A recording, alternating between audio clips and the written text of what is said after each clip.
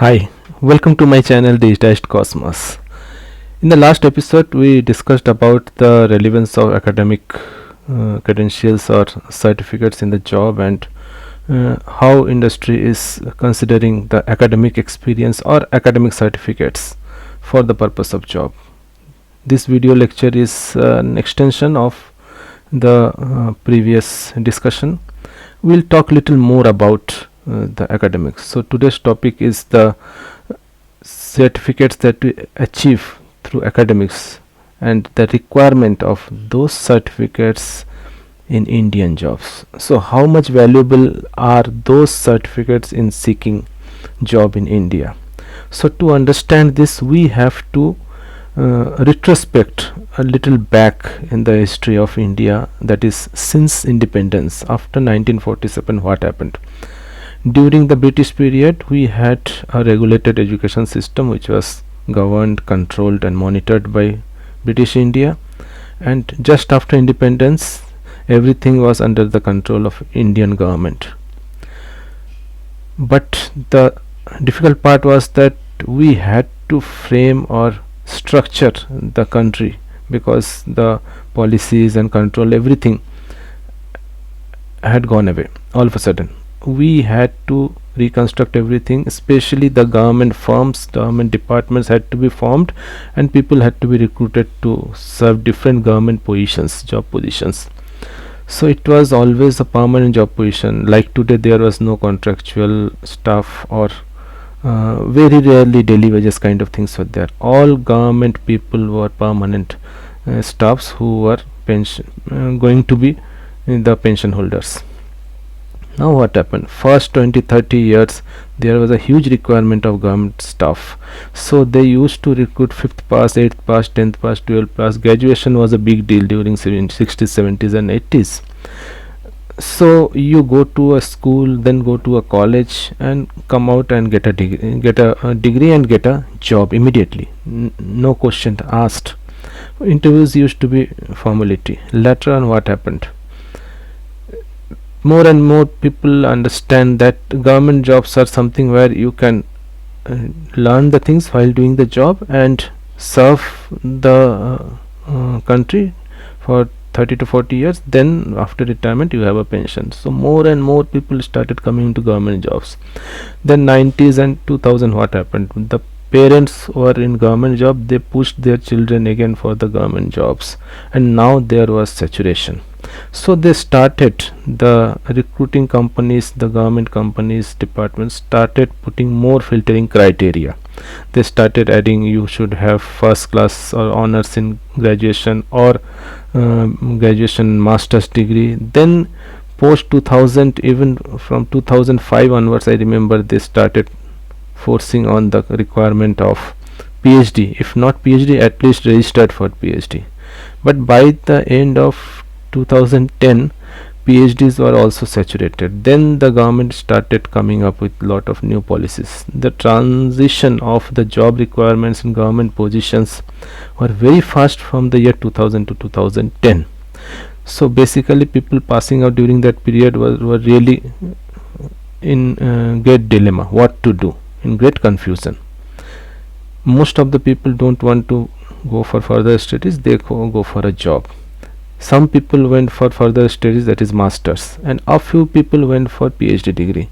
Later on what happened? The requirement went more stringent, and people with PhD degree was the bare minimum requirement for class 1 officer's position in government job. Now in 2015 or after 2020, what happens? There are plenty of PhDs in the market in every field.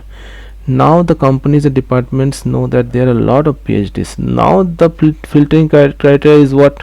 Skill requirement. So is the skill requirement a new revolution in industry? Not at all. Skill requirement came from the period of Renaissance in just beginning of the 20th century, 1901 to 5 to 10, like that. Skill requirement is always there. If you do a job, I am telling you, if you clean utensils, you need a skill to clean the utensils. You should know exactly what are the steps to clean the utensils, otherwise you cannot clean it properly. Okay, so skill requirement is always there.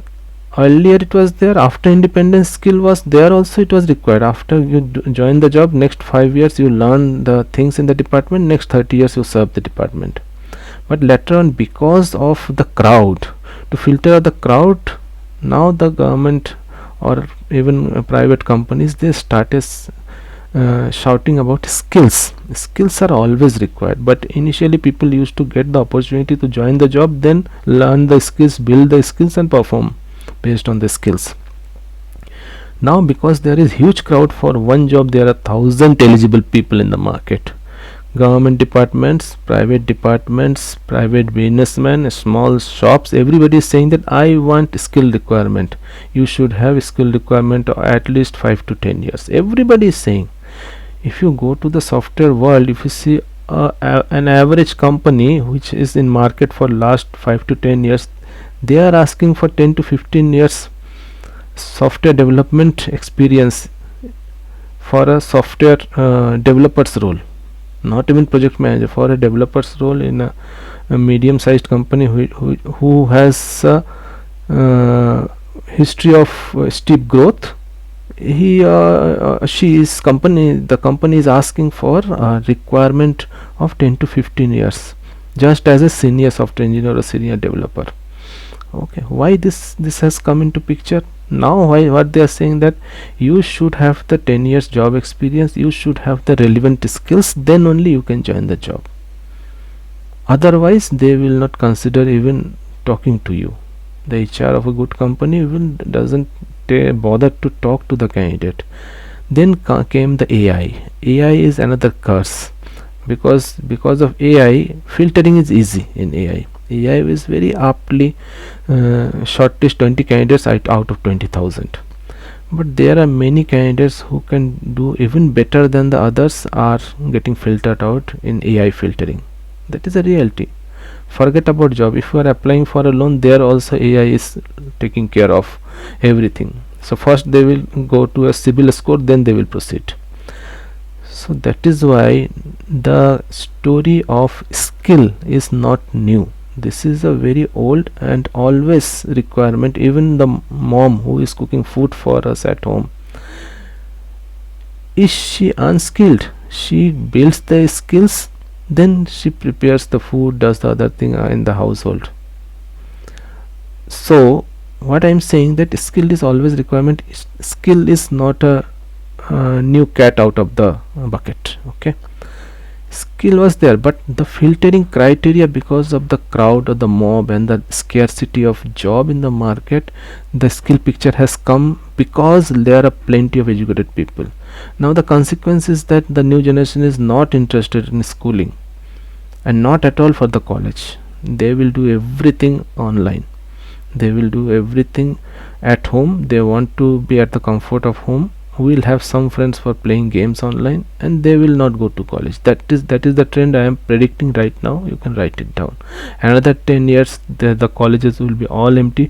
Even now the top notch universities in India are going half empty. The people are not willing to join the courses in which they have seen a 2 decades record of not getting any job offer. If you ask someone to do electrical engineering from IIT or pursue computer science from private college, he or she will pursue computer science from private college. He will not go for electrical engineering at IIT. So the brand value has gone. If I am from NIT or IIT, my brand value doesn't play a role. The company will ask me, do you know the things you have to do? Therefore it is not that academic is not required. Academics is always required, otherwise who will teach you those techniques in the theory which will be implemented in the field? Is it possible that you connect some wires in the field for 5 years and you will learn electrical engineering? I don't think so. You have to learn the theory written in the books that is well established for decades, even for centuries now. You need to learn the books, but the thing is that companies want ready-made people. You come, if you can connect 2 wires good in different techniques, you come and join the company and learn the rest things while in job. Someone who is with electrical engineering degree and doesn't have practical experience of house wiring, he will never be recruited as a supervisor of some electrical wiring and installation company. He will never be. Okay, why? Because there is enough rush in the market, and if the company is getting ready-made people, why they will recruit someone whom they have to train for few months or few years? So in a nutshell, academics is very important for the fundamentals, but the prevailing job market is business oriented. That is why they are asking for skills. They know that they will get the people with bachelor's degree, master's degree, so they are this is not at all a criteria anymore, bachelor's, masters, or even PhDs. The new criteria is, you know the things, then we will shortlist among those skilled people, out of whom one or two will be selected and appointed. Okay, another thing is the why companies are running. I mean, why does an entrepreneur take great pain to run a company? Very simple. He or she knows that by doing the regular job, that much money cannot be earned, and the headache is so much. So doing a job and getting the headache, that is worse than running your own company nowadays. So people are running their own company. Okay, so that is why the company as a owner has no requirement and no respect for academics. So what we can conclude? We can conclude that we have to focus on skills in today's scenario, but the government rule is again 15 years of full time study, no part time, means they don't consider open schooling. Most of the institutes, or I should say companies, don't consider someone who has studied from some open schooling system or open university system. It is there, government has approval for this, but companies during interview, they will keep them on second priority. They will not reject directly, they will keep them on the second priority, and eventually those candidates will not be selected. Okay, so 15 years of full time study means at least graduation you have to do, then you have to do your practical training, skill training. This skill training should be very much apt to the job you are going to pursue. In our times, just one vocational training or industrial training for 1 month was sufficient. Nowadays, you have to do industrial training as an internship. The company or the sector you want to join, you have to do the internship very seriously and get highlighted during the internship, so that when you apply for the job, they should recruit you. This is the new trend. This trend was there, but this was not that popular. But now this is the genuine trend which you have to follow. Okay. Now let me share with you a very small story. This is a fictitious story, but I will try to explain you how companies run, so that we can connect the requirement of skill development and the academics. We understand that why skill development is very much important along with the certificate, because certificate is the government's requirement, so we have to complete 15 years of full-time study, but skill requirement is the requirement of the company where we are going to do the job. Okay, suppose in a country there are 100 people. I am telling you the story. Suppose in a country there are 100 people, and out of these 100 people, 2 guys were very smart. They thought that we will not do an independent business like doing some carpentry or doing some plumbing. We will make money by running the company.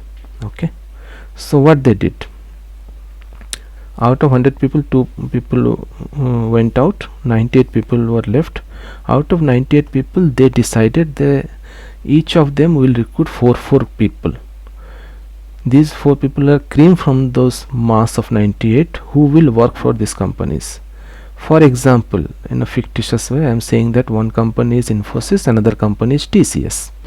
These 2 companies decided. Now these 2 companies approached the colleges, said we want appointment for the job talk and recruitment. So Infosys got the first date, TCS got the second date. Infosys came and they interviewed all these 98 people and recruited 4, the 4 cream out of that mob. Now left at 94. TCS understood that I am not going to get the mob, get the cream from the mob, so they, out of their anxiety, they recruited 2. So out of 94, 2 have gone now, so left is 92. Now these two companies started project to sell the product in the market. Okay, now because Infosys came first, they got the cream. Now their product is the best in the market. Who are the customers? These remaining 92 people are the customer. Okay, a small group of people are running the company and owning the company, and big mass is the customer. Infosys and TCS both are selling the product, but because, again this is a hypothetical, there is nothing to do with the real Infosys and real TCS. Just to make this story interesting, I am keeping these two names. Now TCS after few years understood that what their engineers are making, that product is not able to beat the product of Infosys. After 2 years they terminated their engineers. Now you have 94 people as customer in the market. Now Infosys has the monopoly in the market. Okay, this is how businesses grow, develop and do business in the market. Therefore all out of 100 people, how many people are customers? 94 people are customers. Now those two who got in TCS, they also lost their jobs because they are not able to compete with the product of Infosys.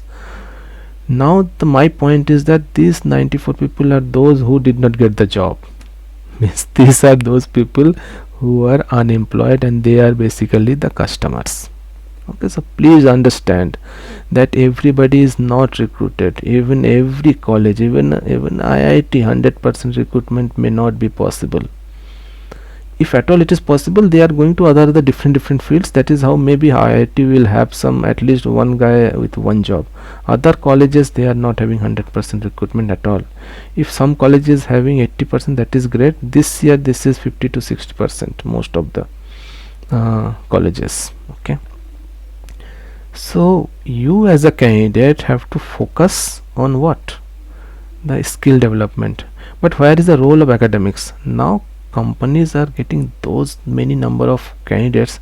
Either they get skilled people with 5 to 10 years experience, or they get freshers from within the college. When they go to the college, they have minimum opportunity to pick up the guy with the right caliber or right merit or talent, because certainly they are in academic program, they will not have all the skills required to work in a company.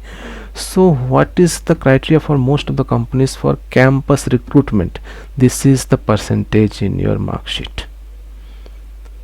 That is why toppers will definitely get into one or the other company. Most of the companies will recruit on the basis of toppers, because they understand that toppers can analyze better and they are more obedient. Next comes the average guys. Many companies want to take the average guys because they have an assumption that there could be some hidden talent in the average guys. Why some people are average?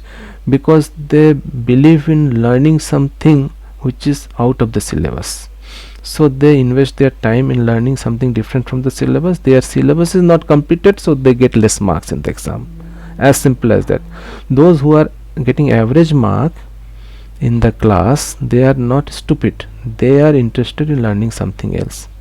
Those who are backbenchers, they actually reject the education system. They don't like the education system. They understood that this is all nuisance for them, and they will nowhere suit to the educational portfolio or pattern of the country. This happens not only in India, every country has this strategy in the class.